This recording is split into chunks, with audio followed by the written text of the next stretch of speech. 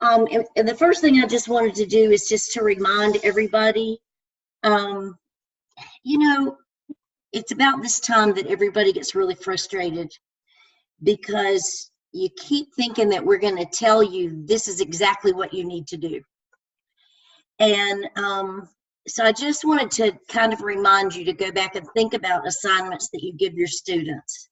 And the same thing happens with your students. Your students will say, well, tell me what you want me to do, or why do I have to do it this way, or so that's part of the thing I just wanted to remind you, is that sometimes with assignments, as painful as it is, just like your students have to do, you have to struggle through these on your own and find your way. As far as the artifacts go, we give you a prompt and we give you a rubric, and beyond that, I can give you direction, suggestions, support, but everybody's is going to come out differently. So the people who are probably the most frustrated are those who ask other people what they think or what it looks like. Hey, Amanda. Hey. It's just me and Erica and you right now. Okay. So I'm just kind of going back over to remind you where you are, because I know that after this second artifact, you're kind of frustrated, but this is part of the growing process mainly. Here's the thing. We expect you to struggle through it because you have to find your own way. A principal, if you're an assistant principal, a principal may come to you and tell you to do a needs assessment on the curriculum, do a needs assessment on fourth grade, tell me why they're struggling in test scores in fourth grade math. If you're a principal, a superintendent may come to you and say, we're about to cut the budget. I need you to do a needs assessment, analyze your staff and your entire organizational management of your school, and tell me what's your must-have to stay within the guidelines of the law, and what are the areas that we possibly could cut. And there you are, running a school and dealing with all the everyday problems, which is 1,000 times more than what you have as a classroom teacher. And you have all of that, and yet you have to struggle through creating this document for your superintendent. What we're trying to do while you're in the safety of my arms is we're trying to help you learn this process on your own. But it's not a cookie cutter process. And so you have to work your way through it, and you have to learn how to think and use your judgment and all of those things that are in the competencies. Those are the skills that you're using to develop these artifacts. You're getting better as you go along. I had more assignments turned in earlier this semester, and the quality was way better. And so far, I haven't had anything that I've had to make anybody do completely over. So as a whole, we're making a lot of progress. And individually, I have seen people grow from writing that looked like something that might be in a personal diary to technical writing that you could read in a textbook or research paper. So be encouraged by that. And I wanted to also share with you a story about my son's first job. My son was hired right out of college to be a chemical engineer, and he was hired by this company, and they gave him like, I don't know, $500,000 budget and told him to create a project. He hardly understood what the project objective was. He was right out of college, much less how to create it and do the budget and what he was supposed to do. He had no idea what a budget was supposed to look like. And so I remember him calling me saying, Mom, I don't know what to do. I am scared that they're going to figure out that I don't know what I'm talking about, and I'm not going to be able to be successful in this job. And the advice we gave him then was this: sometimes you've just got to mess up, and then we can fix it for you and tell you how to fix it. But until you step forward and try your hand at it, we can't figure out what you don't know. And that's where you are with these artifacts. And that's why we tell you, just do it. I can't tell you exactly how, and I give you as much support as I can, but I still hear, well, just tell me what to do. And I can't just tell you what to do because everybody's situation is different. But when you do it, I can tell you how to fix it if it isn't right. So just kind of hang in there for that. With that being said, we're going to take a look at the OMA, and I think you're going to be pretty happy with what you're going to see when we go to the OMA. And that's the reason that I'm happy to go ahead and share it with you. We're usually scared to share things with you ahead of time, but with the OMA, I think you're going to see that you're going to understand it really well. The other reason I want to share it with you is because summer session is 10 weeks long. You start May 21st, and about the time you start that, you're winding down at school. So everybody's in that celebration mode and that down, we're winding down. You also have all your end of the year reports and gatherings and different things. So if you can get a head start on this artifact, it'll be to your advantage. I'm going to share my screen with you and show you some documents that I'll share with you after we're finished. But I want to take them to you and sort of walk you through them first, if that's okay. Hey, Carrie. All right. So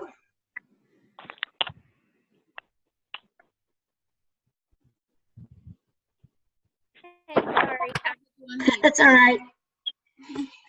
This is the beginning of the template that you will see. You probably already have it. It's on the internship shell. And if you take out the red and you take out the yellow, this is the first part of the template for the OMA. And the template is what Dr. Lamb created to sort of give you a guideline of what to do. That's all it is. It's not exact. It's not like you can erase this and fill in yours. It's just a guideline. The first thing I want you to look at, though, is what I've added here in red. The actual task 1, 2, and 3 are the basis for task 2 of the OMA. It's a direct link, and you are going to be able to copy from your AppTel and paste it into your OMA, especially task 2. We're not talking about task 2 tonight, but I'm just telling you to look ahead that you're actually going to be able to use what you just finished in the AppTel, and that's why I wanted you to do a good job on that one, especially because you're going to be able to use that, a lot of that data, and a lot of the narrative, just copy it and paste it into here. So that's going to be really good. Let's look at the purpose of the OMA. School executives excel in 21st century schools, those who understand and demonstrate skills in both leadership and management. The ability to effectively utilize a budget and resources to positively influence student achievement. If you don't hear anything else I say, the key is student achievement. Everything that you do in the artifact of the OMA, you are to relate it back to student achievement. So anything you're fixing in your school, anything you're analyzing in your school has an impact on student achievement. That needs to be your focus. You have to resolve conflict in a productive way and be positive. To be effective in that, you must have multiple avenues to discern and utilize between different parts of the organization. The area that will be highlighted will highlight several key evidences related to complete an analysis that demonstrates an understanding of executive leadership focused on organizational management. The analysis will require a thorough description and examination. So you're not doing research, you're not, you're looking at your school the way it is, and you're going to look at it thoroughly and analyze it and focus on how your organization is managed. It will require a thorough description and an examination of how the school works and how it can be improved. The candidate will incorporate current data, qualitative procedures, examination of artifacts that demonstrate alignment with district and state requirements. The candidate will also address the impact of the findings of the analysis on transformational opportunities, which just means change. Now, to sort of sum that up or point out the highlights for that to you, you're looking at your course that you're going to take in the summer is school law. And you haven't had that yet. So, and this OMA is focused on school law. But the point is, you already know the school laws that affect the management of your school. Think about it. Do you know if your curriculum, if you're required to teach a certain number of minutes of reading every day?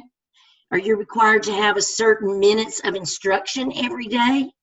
Mm-hmm. Is your school required to have annually a certain number of days or hours before you can say that you've completed a school year?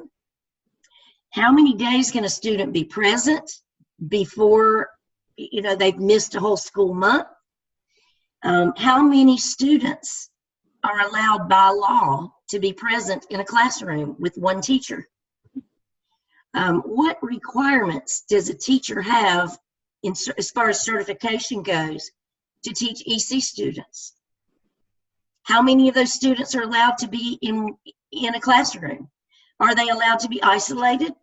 Are they in a regular classroom? What if you have a resource teacher and those students have to go to the resource teacher while their classroom is in PE? Is that okay? Does the law allow that? These are all things that as a classroom teacher you should already know and be familiar with. And these are the laws that are going to affect what you're looking at in the OMA. Your principal will give you guidance as far as the laws governing the money. You may know some of them already if you've ever served on a school improvement team. Money comes to you from different sources, and different pots have different guidelines as to how you spend it. So federal money can't be spent to purchase refreshments for teachers at a staff meeting. EC money, ESL money, can't be used to buy games for a regular classroom. So there's all kinds of guidelines around your budget. You also have requirements from your school board. Some school boards require you to spend the money in your budget by January 1. Others allow you to straggle it out until April 1st. So you haven't had your course on school law, but I think when you get into doing the OMA, you'll see that these are the kinds of things that you need to be talking about in the OMA. You can always go back after your class starts and add more. So if you say, oh, I didn't know about that law, I'm going to go back and add how our organization addresses that. What guidelines we use to see that we're in alignment with that. So those are the things that you can add later. So don't get bogged down by the law right now. The other thing is that the OMA is taking a look at your school, and it says internal and external context. What that means is look at your school within your school. How is fourth grade compared to first grade compared to second grade? How are the support personnel versus regular personnel? Are there any differences in those? How is the custodial staff versus the cafeteria staff versus the regular staff? What are the differences in those? That's internal.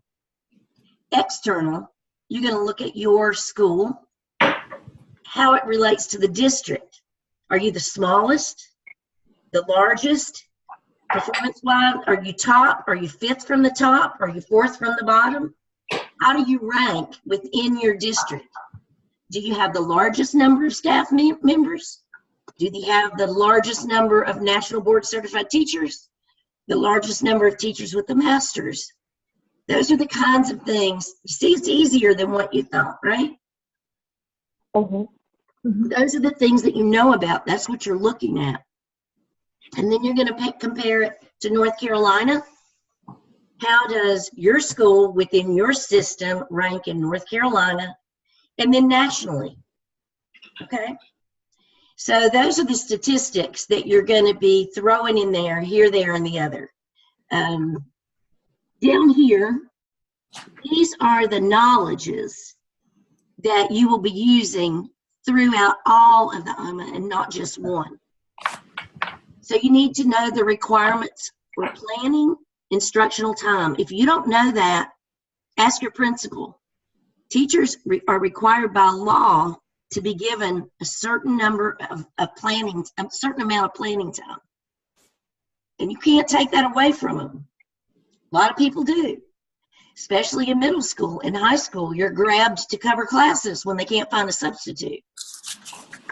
And what that means is you may not be in compliance with the law. But that's what this is. It's not pointing the finger at anybody. It's just looking at our practices.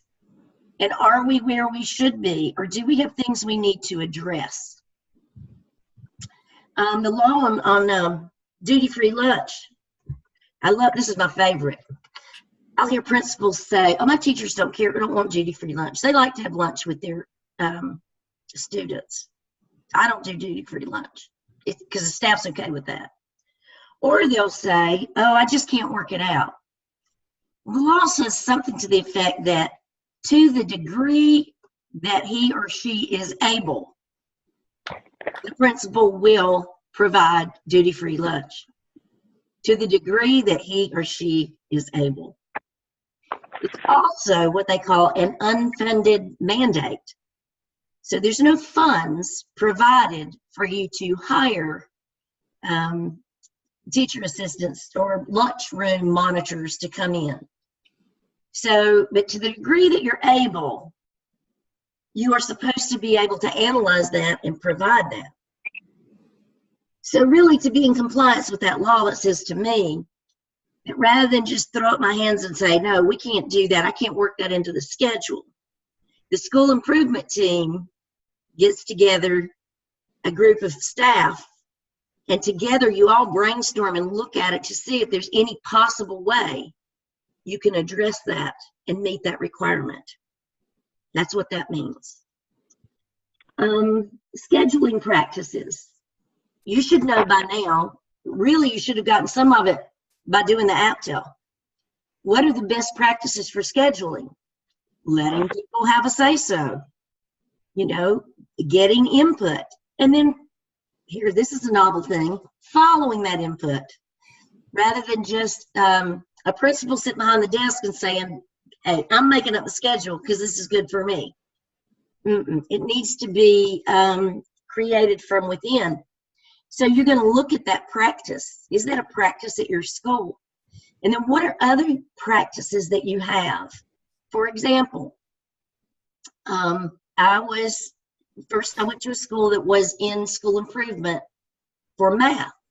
However, the practice at that school was for kindergarten to pretty much say when they wanted everything scheduled.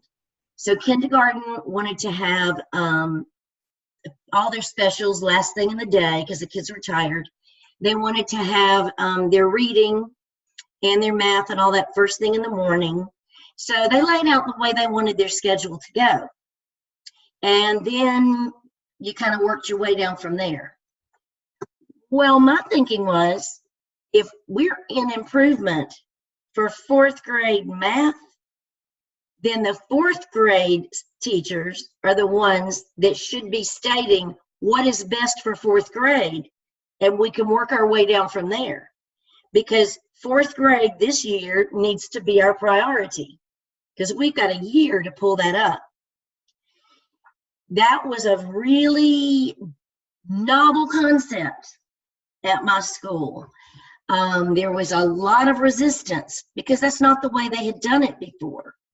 But if you think about best practices when you're doing this research, you're going to figure out that you start with student achievement and then you work your way back from there. So if that's where your problem is, That's where your priority needs to be. The second thing for my school, or one of the next things, was that we only had one resource teacher, EC resource, and we had a huge EC population. We had IEPs that needed to be addressed. That's got to be a priority. We had a PE teacher 2 days a week, and we had a music teacher 2 days a week. And we had an art teacher 2 days, 4 days a month. So parents want everybody to have art with an art teacher, PE with PE teacher, music with a music teacher. So at what point do you figure that in? So these are the things I want you to be thinking about when you're looking at your schedule.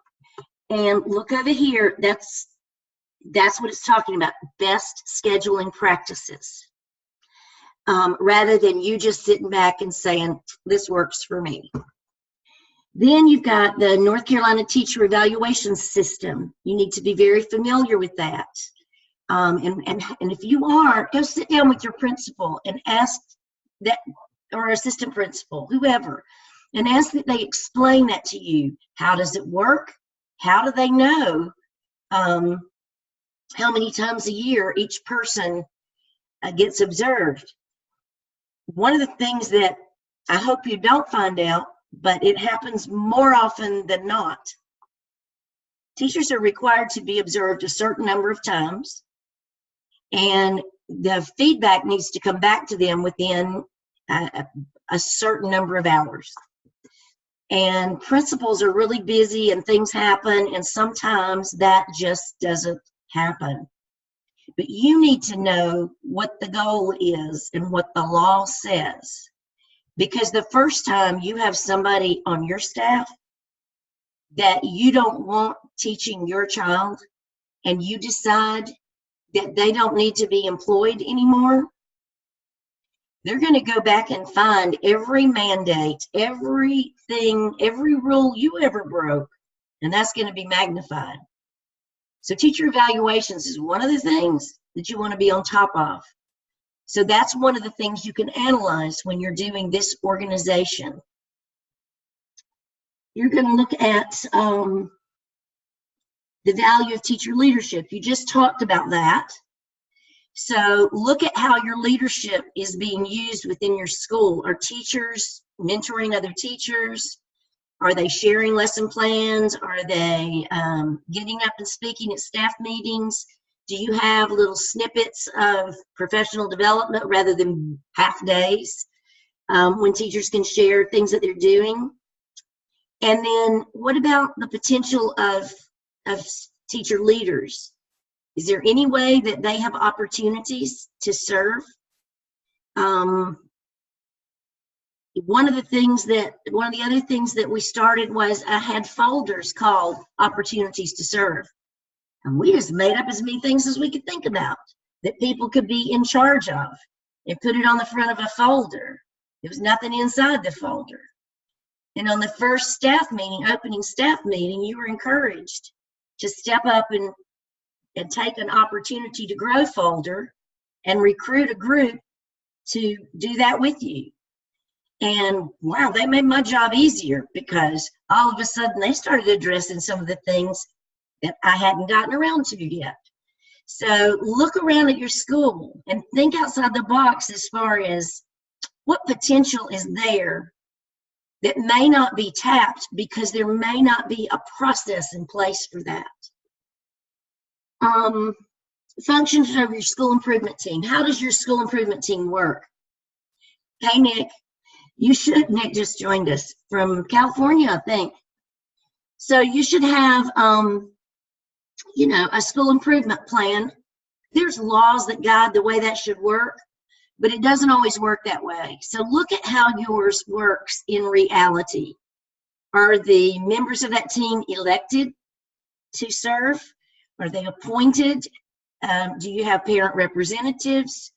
Is the input really used? Do they look at the budget? How does that school improvement team work? And then what's the media formats that you use, the communication? How do you get in touch with parents? How do you get in touch with each other? How do you update the things that are within your school? I cannot tell you.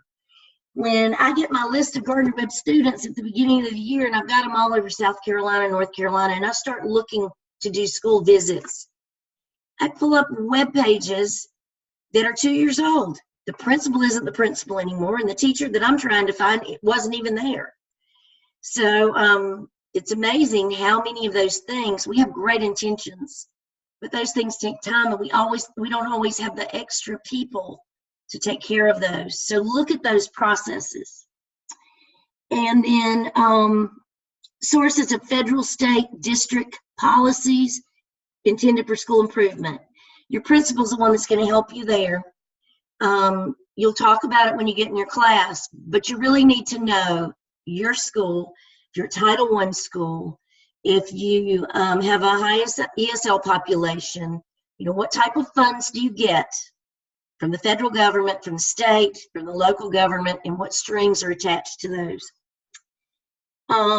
Testing accountability and accommodations for EC learners, and then task or program development. Those are things through this whole OMA that you're going to be looking at. That's the knowledge that you're going to be using and developing. So right now, though, we're going to focus on number 1. Now, let me just tell you that number 1 is going to be like a massive report. And I won't at all be surprised if it ends up being 25 pages long. It doesn't have to be, but it could be.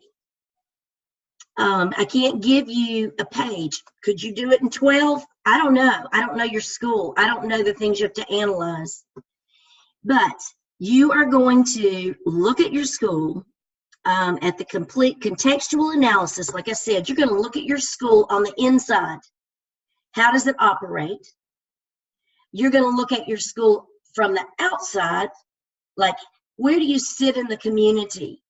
What types of things are around you? What businesses? What housing projects? What real estate? And how do you fit in that? How do you fit in your school system? How does that fit within the state? How does that fit within the nation? So that's what you're looking at. So these things that I put in red, these are things that you're going to learn in 603. Like I said, it's a law class, so you're going to talk about district, state, and federal policies and laws. But the ones that you really need for this, if you're a teacher, you already know them. You already know what kinds of things you're allowed to do and not allowed to do, and what you're allowed to do as a school and not. Can you just say, I'm going on a field trip tomorrow? No, that's not within the policies of your school system. There's a policy about that. Can you decide that, you know what, we're supposed to teach English or reading 90 minutes, a 90-minute reading block? But I really don't think that's important. So instead, I'm going to do 60 minutes reading and 30 minutes of writing. Can you do that? That you're going to have to look at that within your system and current guidelines coming from the state and answer that question. So you're going to want to talk to and the reason I'm giving it to you now is you're going to want to talk to your curriculum person. The easiest way to start the OMA is by interviewing these people about things that they consider important when they're looking at student achievement, when they're looking at budget, and when they're looking at scheduling and leadership. Those are your prime areas. And then you're going to want to know all of those things in detail. Now I'm going to jump, and I'm going to give you sort of an outline. Like I said, I'll give you a copy of this later. And I want you to take some time to look at the rubric yourself and to look at what's in your handbook and think it through based on what I've given you tonight. And I'm recording this so you can go back and listen to it again if you need to, because I know you love hearing me. But so here's what number 1 is. You're going to define your school in the following context. You're going to define your school in the district, the state, and the nation. Think of it in terms of what it was designed for and how it is currently serving. For example, the school where I was principal was built in 2006 for a capacity of 500 students.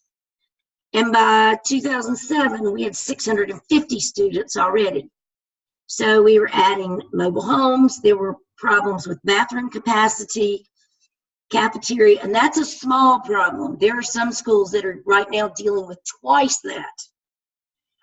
But that's what this is talking about. Look at your school and what purpose it was originally designed for and what you're doing now. What's the size of it?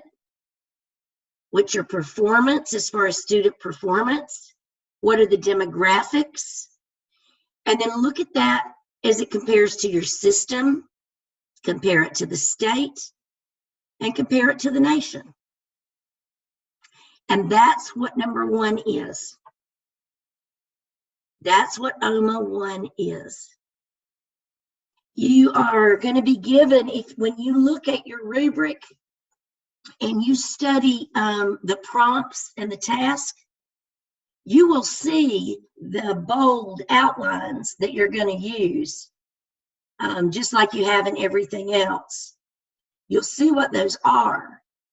But what I'm telling you is within those bold outline, those headings, you're going to look at it within your school, within your system, within the state, within the nation. I'm going to show you a brief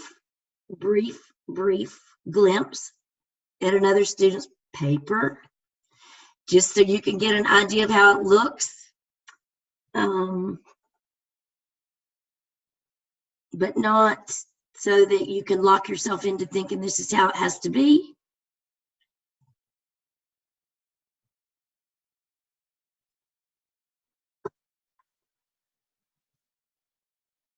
All right.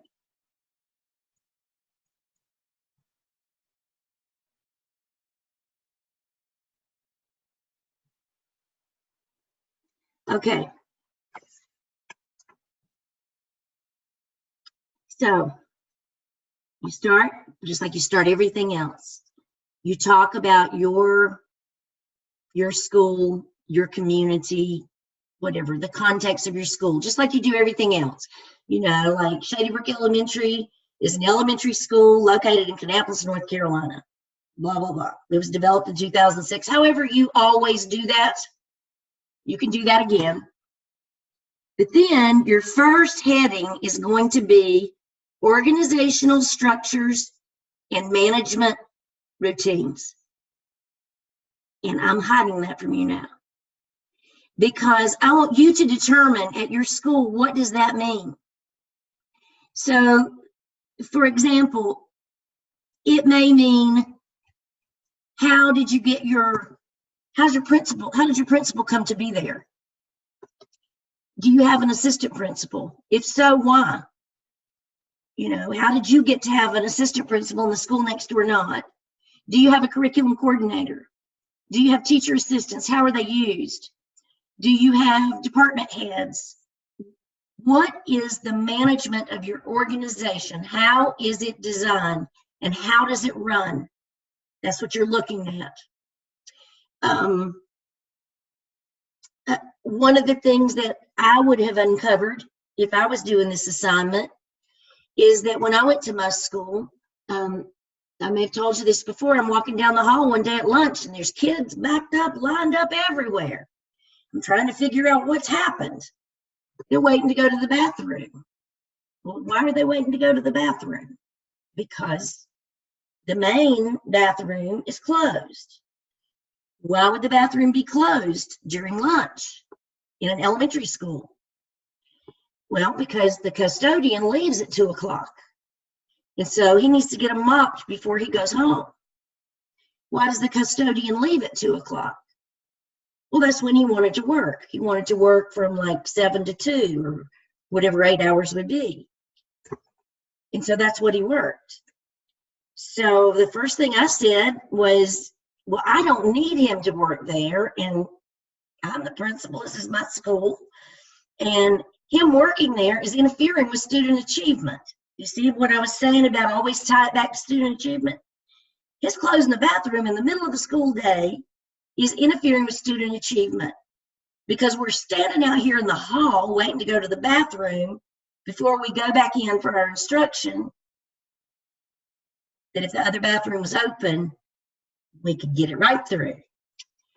So based on that change, the custodian had the option. He could change his hours or his location to somewhere else if he could find somebody to hire him. And he chose to stay and change his hours. It works great.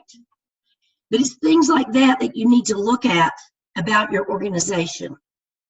If you have support personnel, how are they used?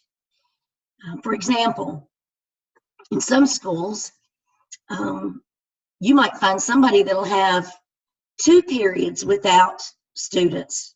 It's just the way the schedule worked out. Based on what they teach, they have a planning period, but then they may also have another period that they just didn't have enough students and didn't form a class. Well, what's happening during that time? Is that person just on their own to figure out what they're going to do during that time? Or has the principal assigned them something else within the school to work on during that time or somewhere else to be? These are the things you're looking at. You're looking at your management, your school management, and how it's organized, how it runs. Then you're looking at the structure and the routines of those. You're looking at hiring practices. You're looking at demographic makeup, roles and responsibilities. You probably have those in a handbook somewhere based on your district. You can include those. The Exceptional Children's Department. How does that run? Your school budget. All of these headings that you see, you're going to get those by going to the handbook or to TaskStream and looking at the OMA, the prompts, the task, the rubric, and that's how you're going to figure out what to include. I have given you this little sort of like a cheat sheet that talks about what I think you need to include. But you're going to decide that basically on your own. Part 2, which I'm not going to talk to you about, but I'll just tell you that it's coming, is the master schedule. And I don't know if you remember way back in the beginning of time, I mentioned that at some point you're going to be looking at the master schedule because everybody does it at a different time.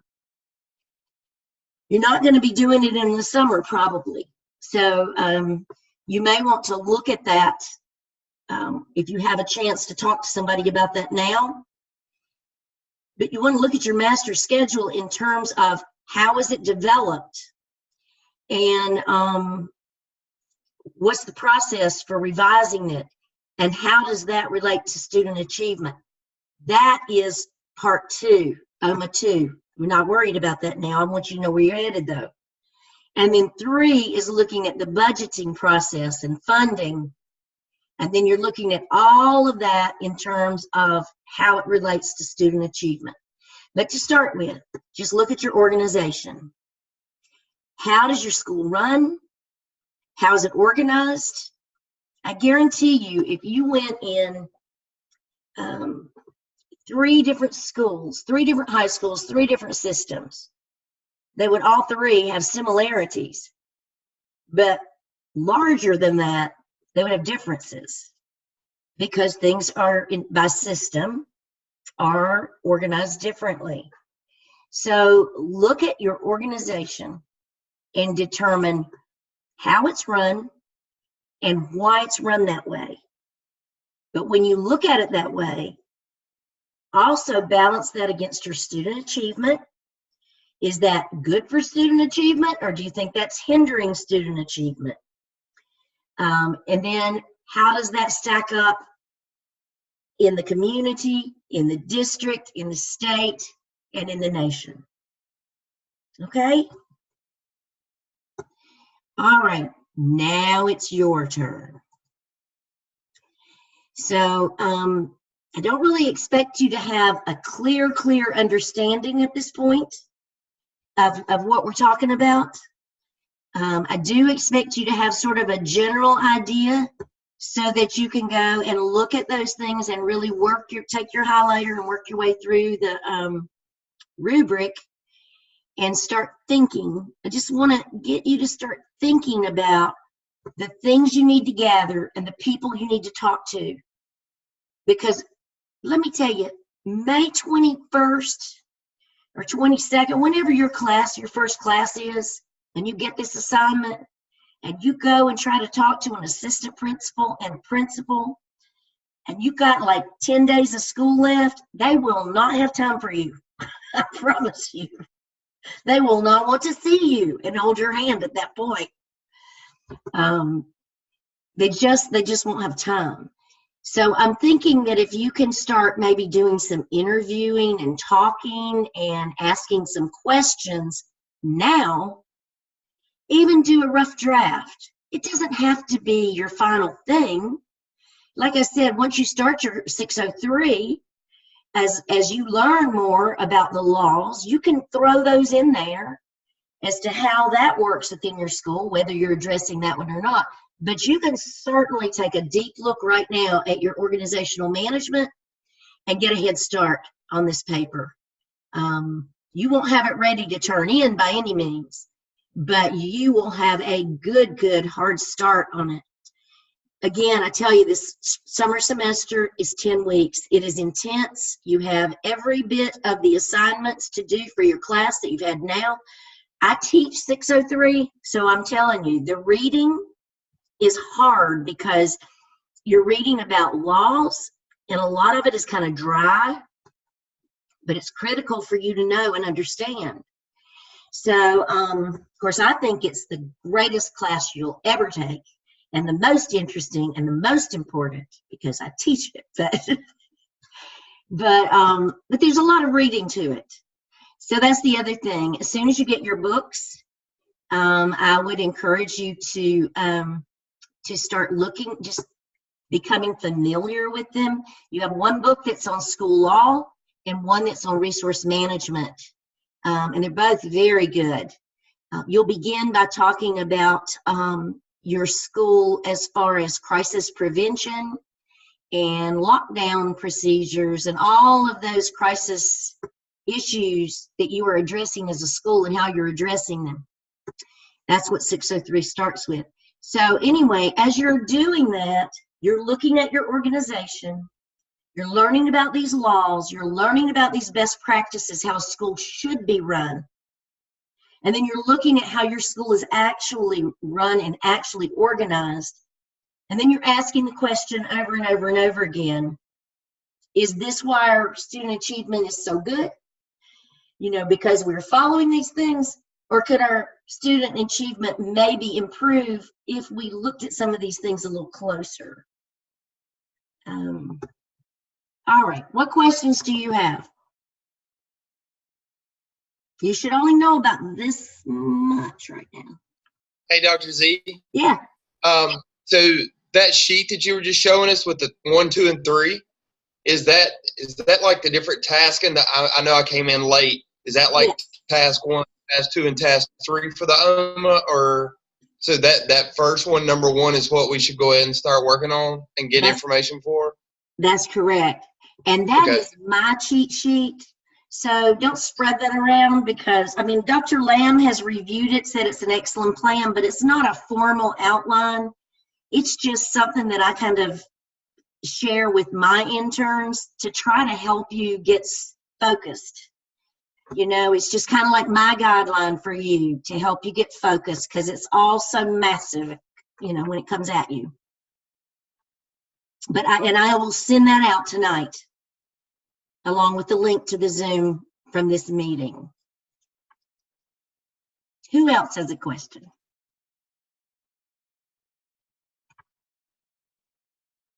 Mine is a little bit more focused on still this semester. I just had some questions about when we get our final AppTel from the turn-in thing, where it, and then we go into task stream and we address those areas. When you tell us it's okay to do that. Okay, hang on a minute and let's finish with the OMA, and then Okay. anybody that wants to hang on longer and talk about the AppTel, Okay. I'll be here till midnight. Okay. All right, so Delora, are you okay with the OMA? With your cheat sheet, I am, because I looked at the other one and it was massive. And with your cheat sheet, it does give a tunnel where you can see straight through. So I Yes. think I can use your cheat sheet a little better. You know, it narrows it down a little bit because the other one was massive. It gave a lot of information. So yes. Very good. And I think maybe you can merge the two, Yes. you know, and It will help me understand the other one now. It's going to help me understand it better. Yes. that's exactly what my intention was. Yes. Is that I thought when you looked at the first one, it's so overwhelming, it is overwhelming. Exactly. So I was just trying to give you a focus and a context to look at the bigger one. Okay? Exactly. Yes. All right. And then is that Erica down there that I can't see anything but a phone receiver? Yes, Okay. Erica, do you have any questions about the OMA? I do not. Okay. Not yet. All right.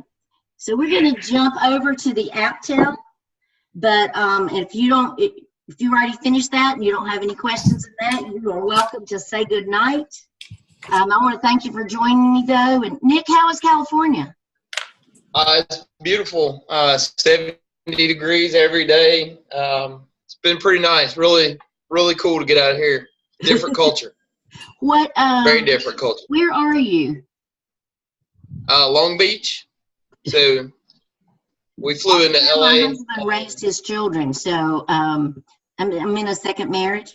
My husband's from California. You're right. Very different people. Very different culture. Yeah. And his Kinda like being in a movie. kids that still live there. So Yeah. but it's a We're getting ready great to place head up to we're going up to Anaheim right now. So Oh, we're gonna go yay. catch a Red Sox Angels game. So yeah. I'm gonna Very take my good. guys out for a fun night. His daughter just Y'all moved have from good- Anaheim to Sonoma. Oh yeah? Yeah, the Anaheim's It's great. beautiful. It Yeah. is. Y'all have a good night. Okay, Good good night. night. All right, Delora, you done? Well, I had a couple questions about the AppTel also. All right, well, let me start with Amanda because she asked first. Yes. Mhm. Okay, Amanda, what's your question? Well, I hate to say that mine might take forever, but so I just want to make sure I get it in the right place, and don't jump ahead until we're ready. But we go in, we can upload our internship log to TaskStream and address our competencies with our artifacts. Once that evaluation of the turn-in thing is complete. May I show yours, look at yours as an example? Yes. Okay, let's just look at it for a second then, because I've had several questions about the competencies. Let's see. Oh, I may not be able to do it because, let's see.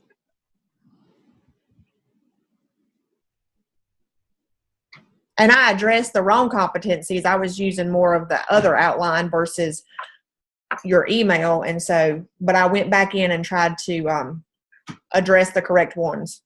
Just know that when I do things like that, it's not because I'm power hungry, wanting you to do it my way. It's just because in the long run, it's going to make Right. it easier for you.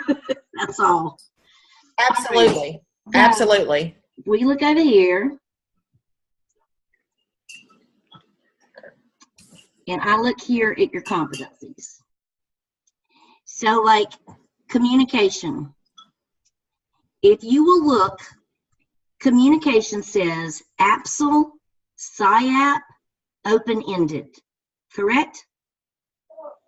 Yes. Did I ask you to do communication as one of your competencies this time? I'm pretty sure I did. Yes, ma'am. Then Yes. that is going to be your open-ended example because APTEL is not Okay. listed there. You see? Okay. Right. So last time, I didn't have you do this, but where you wrote communication right here, I would prefer it. Yes, ma'am. You would have written APSL, and you can change that. Okay. Okay? And then you're going to go right under Yes, ma'am. here, and you're going to write open-ended, and then you're going to copy and paste what you had under communication right there. Uh-huh. And then you're going to upload under that any documentation about that. Now, I think the way Okay. it's going to end up, I think all your narratives are going to line up together. So it's going to say APSL and open-ended, and then have your two evidences underneath, but that's okay. But that's the way I'd like for you to do it. Let's see if there's another one here. Let's try to get one where, okay, there you go. Creative thinking requires something from the APSL, the APTEL, and open-ended. You weren't required to do that when you did the APSL. But again, it was one of those that I would recommend because now you're going to have to go back and do it. Sometime between now and the end Right. of the two, you're going to have to go back and do it.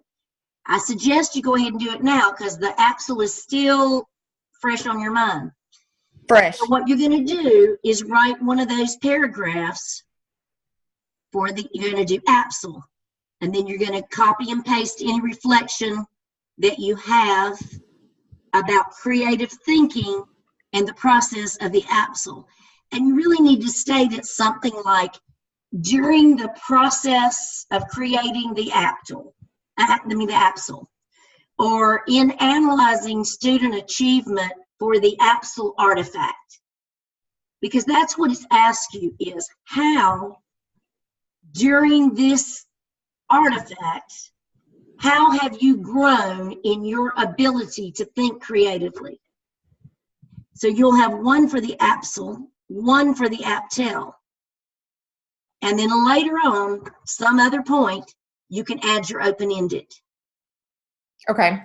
Does that make sense? Yes, ma'am.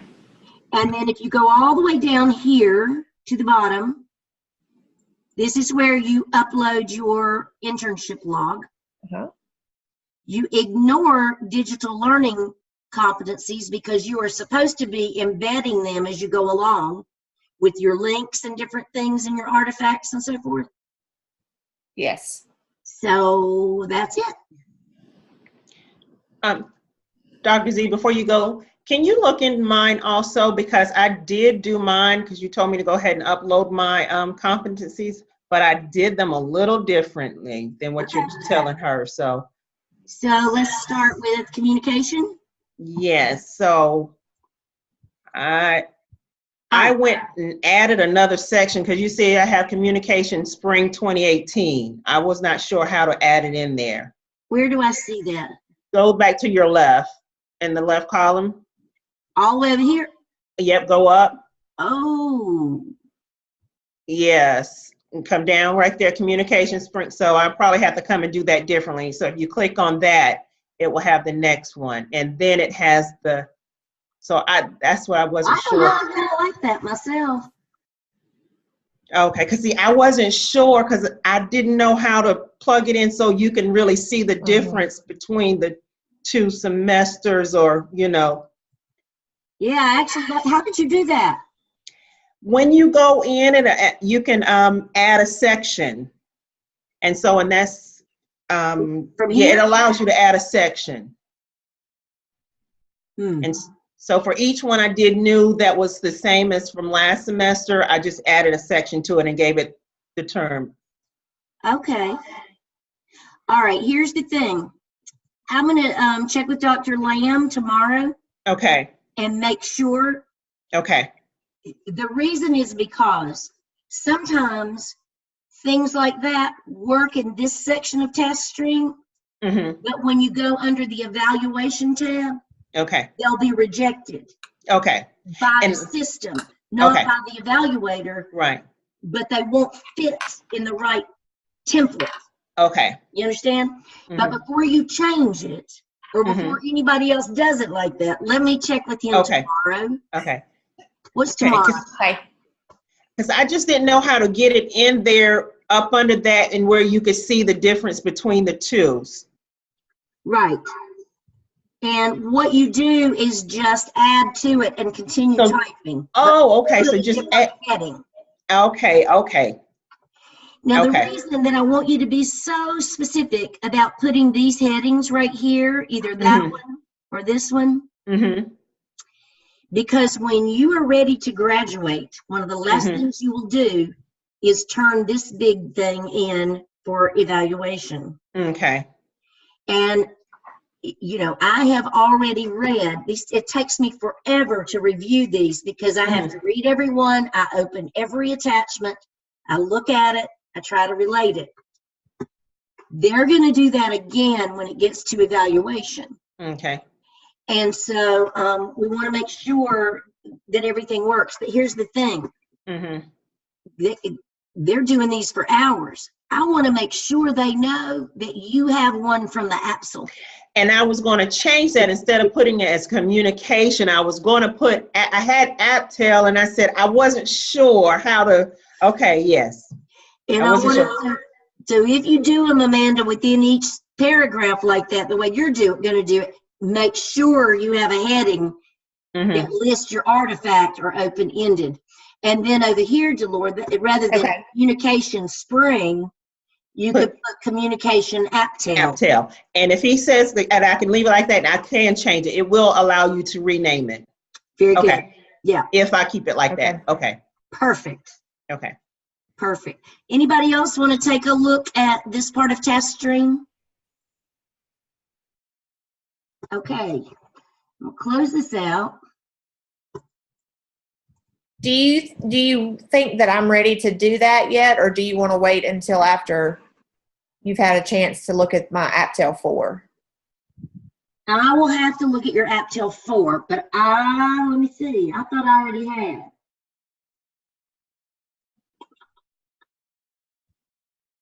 If you, well, hang on after everybody else, you and I can do it right now. We can look right now.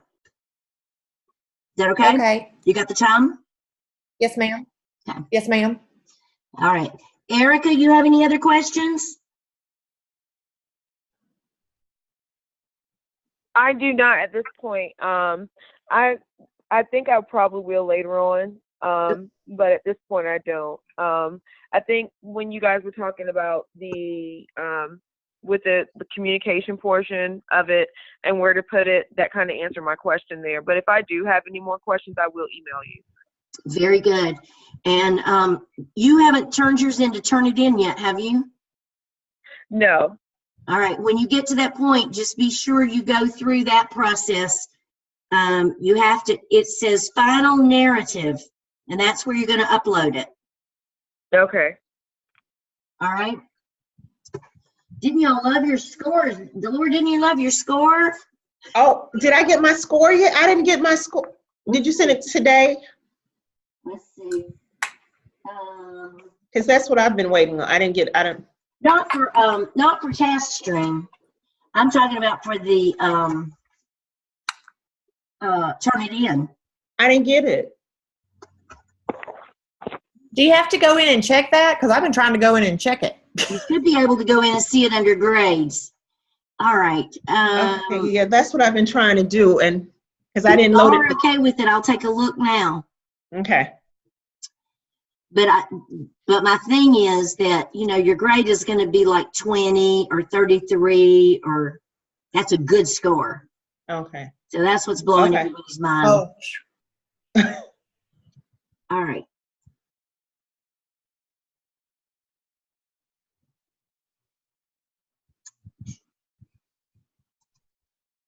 No, excuse me, I'm gonna go back.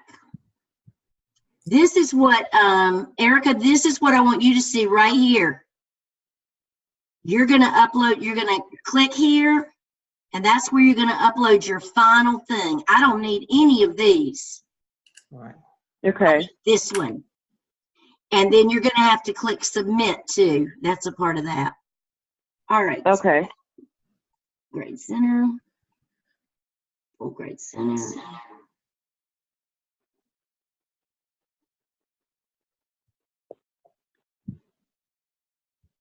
You know these grades don't mean anything in mine, right?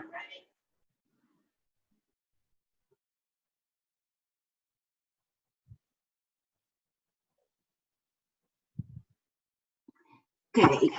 Delora, your score was 29, Okay. which Okay. is excellent. Do you Okay. understand what that score represents?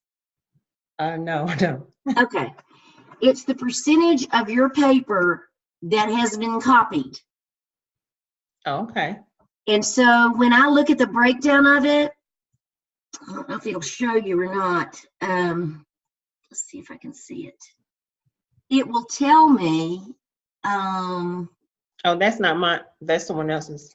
yeah, it Okay. wouldn't let me do it. It's Nick's. But it'll tell me what percentage comes from where. So it'll say like 1% Gardner Webb, 1% so-and-so university. If it says 20% University of Southern California, then we have a problem. Mm-hmm. And I can go in and it will highlight for me everywhere, whatever that 29 is, I was able to look at exactly what they highlighted that you copied from somewhere else. Okay. And it has to be below 50 unless there's a good reason. This score up here that's 70, what happened to hers is she turned in, you know, above the final evidence where it had artifact 1, artifact 2, artifact 3, and artifact 4. Mm-hmm. She submitted artifact 4. So Turnitin checked it. So then when she submitted the whole thing, it counted everything that was in 4 as a copy because it had already seen that. Oh, okay. So, but when I was able to go back and look, I knew what the problem was. The reason we added this is because plagiarism in all universities is starting to be an issue. Mm-hmm. And there are people online selling, dissertations and all sort of things. Okay. So Turnitin keeps us honest. It helps us keep you honest. Okay. And yes. the reason we do it here is because TaskStream will run it through a Turnitin type thing. Okay. If they come up and you have a 70, we have a problem and it has to be investigated. Okay. If you come up with a 70 here, I can investigate it myself, and between the two of us, we can figure it out. Like this semester, we found things like one person, it was just an honest mistake. She just failed to list one of her sources that she used when she did her AppTel. And so it wasn't in the bibliography, so everything from that source was considered copied. But once we realized that, she was able to fix it. Okay. Okay? Okay. All right. Okay, so now I can submit to TaskStream now? You are ready to go. Okay, Ready to great. You should have a score back by tomorrow afternoon. Okay, well, I'll submit as soon as I get off with you all. All right, and then send me a screenshot. Okay, I sure will. Thank you. You ladies have a good night. Good night. Thank you. Thank you. All right, Amanda, hang on. We're going to look and see if we can find yours. Okay? Okay. All right, so here is where I would find Clinical Coach Review. What has not been reviewed? I was trying to look at for my turn-in. I didn't see anything for the turn-in part for All right, so there's 3. The final one to see if I was ready. Okay, and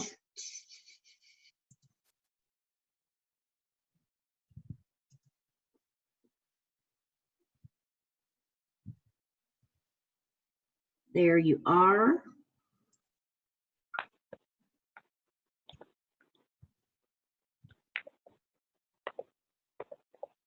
Okay, so I say much better. You've addressed the correct competencies and you're ready to compile this into one document and upload it to the evaluation Dropbox for Turnitin. I don't see that you have done Yes, that, ma'am. but you are ready. Have you done it? Yes, ma'am. All right, let's see if we can find it.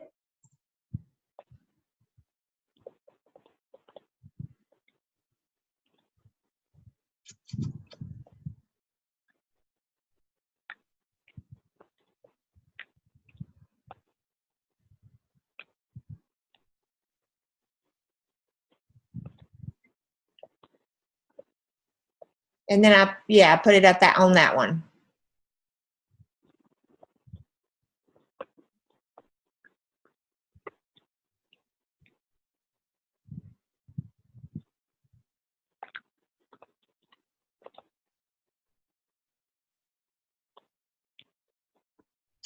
All right, let's go this way.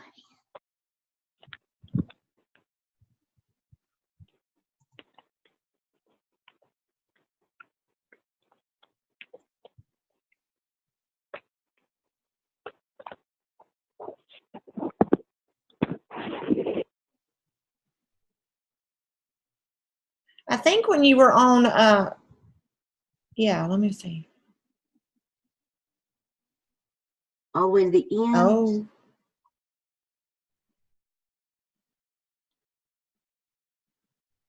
Did you see it a while ago? no, I think that was the Absol Yeah. that I was seeing. All right, let's look down here. Oh, goodness, I don't have anything on there. You're not supposed to. Okay, that's a good thing. If you had a score there, it's because you probably put it in the wrong place. Because those weren't supposed to be And there. that is extremely very likable. All right, let's see here. Final. That's Aptel. So what are you looking for? That's it, right? Yep, you're 33. So you're good. You're ready to go. All right. I'm ready to go to task stream. Yes. Woohoo! So you are ready to get it in task stream. Send me a screenshot once you get your score. Yes, ma'am. All right. And I feel good about the Oma. I actually feel really good about it. So Good. maybe it won't be so What bad. school? What's the name of your school? Reed's Elementary. Yeah. So where is it? It's in Lexington, North Carolina. Yes. Lexington's really good about sharing their information with you too. Yes, and my principal, she says anything, anytime. I can call her on her cell phone if I need to. So That's wonderful. That's great. and we make our own scheduling during the summer. Great. Sounds So all the teachers go in and we have to kind of work it out. very good. Sounds great. If I go to, as far as my internship log for the summer hours, I'm going to Chicago for through Lego Education Right.